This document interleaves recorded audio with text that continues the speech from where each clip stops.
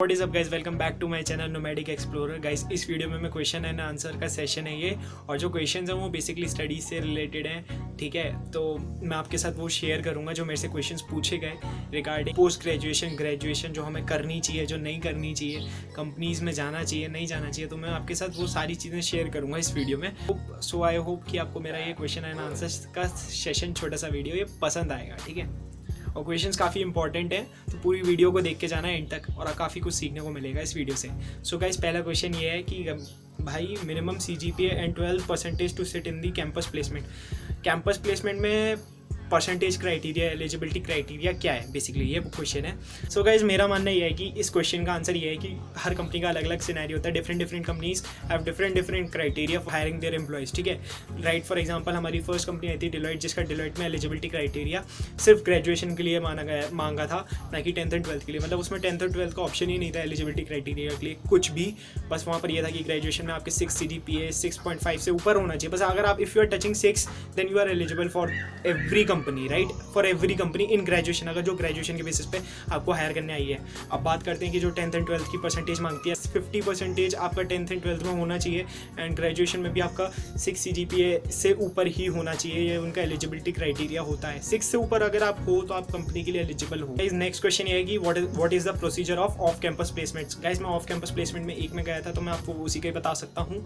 अगर आप किसी ऑफ कैंपस प्लेसमेंट के लिए जाते हो तो सबसे पहले आपको उसका एग्जाम देना पड़ता है। ठीक है, वो आपका ऑनलाइन होता है एग्जाम, किसी सेंटर पे जाके आपको उसे एग्जाम देना पड़ेगा। ऐसा नहीं है कि आपका सेंटर आपके होम टाउन में ही हो। जैसे मैंने देहरादून से फिल करा था, तो मेरा सेंटर बाय लक मेरा देहरादून में ही सेंटर पड़ा था। बट कुछ बच्चे ऐसे हैं जो ऋषिकेश से थे, उन्होंने ऋषिकेश से फिल करा था, बट उनका सेंटर भी देहरादून में पड़ा था। तो ऑफ कैंपस में आपका सेंटर कहीं पर भी पड़ सकता है, ऐसा सच कुछ नहीं होता है। ठीक है, एंड उसके बाद अगर आपका वो एग्जाम क्लियर होता है तो आपको इंटरव्यू के लिए कॉल करते हैं वो लोग। वहाँ पर इंटरव्यू में आपके डॉक्यूमेंट्स चेक होते हैं। सारे ऑल ओवर द इंडिया के सारे बच्चे आते हैं जो आपके साथ कॉम्पीट करते हैं। तो उसमें पहला जो राउंड होता है वो होता है आपका टेक्निकल राउंड। मेरा जो टेक्निकल राउंड था उसमें there were 3 interviewers who were taking my interview, right. Think मेरे हिसाब से वो उस राउंड में वो ये चीज़ जज करते हैं कि इफ़ योर लॉजिक्स और रीजनिंग्स आर गुड और नॉट, कि जिससे कि आपका प्रोग्रामिंग माइंड है या नहीं, डिजर्विंग कैंडिडेट हो या नहीं, वो उसमें वही चेक करते हैं। तो उसमें टेक्निकल में वो टेक्निकल क्वेश्चंस पूछते हैं जो आपने पढ़े हैं। उनका जो नेक्स्ट राउंड होता है वो होता है गाइज इंटरव्यू राउंड। HR जो होते हैं वो क्वेश्चन आपसे पूछता है, तो उनके बेसिक क्वेश्चन होते हैं HR के। तो मतलब मैं बोलूँगा कि गाइज देयर आर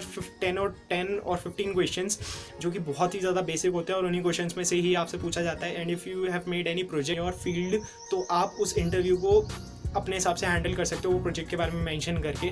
तो उस चीज़ के लिए भी मैं एक वीडियो बना दूंगा, अगर आपको कभी ज़रूरत पड़े कि इंटरव्यू किस तरीके से देना चाहिए। मुझे कमेंट सेक्शन में बता देना अगर आपको वो वीडियो चाहिए हो कभी भी। सो गाइज, नेक्स्ट क्वेश्चन ये है कि group discussion and different rounds we have to go through in placement. Group discussion की बात करूँ तो guys I think normal companies like technical companies do not ask for group discussion. Maybe they can ask, but I think they don't ask for group discussion as much as BPO asks, because in BPO and calling job they judge your personality through your words. What are your thought process, what are your thinking skills, how do you think and how do you analyze that problem and how do you solve that problem. So group discussion में basically यही होता है guys कि आपकी conversation को जज करा जाता है। आपको देखा जाता है कि how much you are good in English, how much you are good in solving the problems को किस तरीके से आप सॉल्व करते हो, ये सारी चीज़ें ग्रुप डिस्कशन में आपके लिए जज करा जाता है। ग्रुप डिस्कशन के लिए गाइज मैं आपको एक टिप देना चाहूँगा कि ग्रुप डिस्कशन में ना you have to be a confident. First of all आपको ना ग्रुप डिस्कशन में कॉन्फिडेंट होना पड़ेगा। कॉन्फिडेंट होना पड़ेगा मतलब कि आपके अंदर कॉन्फिडेंस कहाँ से आएगा, कि जब आपको चीज़ पता होगी, राइट। कॉन्फिडेंस नॉलेज से आता है, नॉलेज, राइट। और नॉलेज कहाँ से आती है, पढ़ने से। और ग्रुप डिस्कशंस के जो टॉपिक्स होते हैं ना, वो बेसिकली जो न्यूज़ चल रही है उन्हीं टॉपिक्स के बेसिस पे होते हैं ग्रुप डिस्कशन के टॉपिक। क्वेश्चन है MCA इज बेटर और placement. It depends upon a situation, right, कि MCA बेटर है या प्लेसमेंट बेटर है। If you are a only person who can earn for your family, then I think you have to go for a job, right. अब MCA करके अभी ऐसा कोई फ़ायदा नहीं है, क्योंकि मेरा मानना ये है कि कंपनी डिग्री के बेसिस पे नहीं जज करती है, कंपनी आपकी नॉलेज के बेसिस पे जज करती है। Soon as you join the company ना, the degree doesn't matter after joining the company, after having some experience. Matter is your how much you have learned from that experience, how much you are good in that field, right. Job पे जाओ यार, वो ज़्यादा better है, वहाँ पर कुछ अच्छा सीखोगे। पूरे टाइम बचपन से पढ़ ही रहे हो, थोड़ा एक्सचेंज भी लो अब लाइफ में। So guys next question is कि will companies be providing MCA to us और नॉट। सो गाइज इसमें मेरे को ऐसे जितना नॉलेज नहीं है इस क्वेश्चन का, बट मैं आपके साथ जितना मुझे पता है मैं उतना शेयर करता हूँ कि there are different companies who provide you different level of education, right. If you go for the Wipro, if you are selected, if you are shortlisted for the Wipro will be providing you MTech from the BITS Pilani, right? That is very good degree. If you are going for the TCS may provide you MCA degree from a very renowned university, Sastra University. Open भरते हो तो वो भी कोई issue नहीं है, वो भी इक्वली होता है, ऐसा कोई डिफरेंस नहीं होता। और मेरे हिसाब से ओपन भरना ज़्यादा बेटर है MCA करना या फिर MTech करना, क्योंकि उसमें आपको नॉलेज होगी। मेरा मानना ये है कि आपके पास नॉलेज होनी चाहिए। You can go for any field, किसी भी जगह जाओ, बस नॉलेज मैटर करती है गाइस, और कुछ नहीं मैटर करता। डिग्री विग्री इतना सच कोई मैटर नहीं करती है, बस एक बार एक्सपीरियंस होना चाहिए, नॉलेज होनी चाहिए, आप अच्छा करोगे किसी भी फील्ड में जाओगे तो अच्छी चीज़ है वो।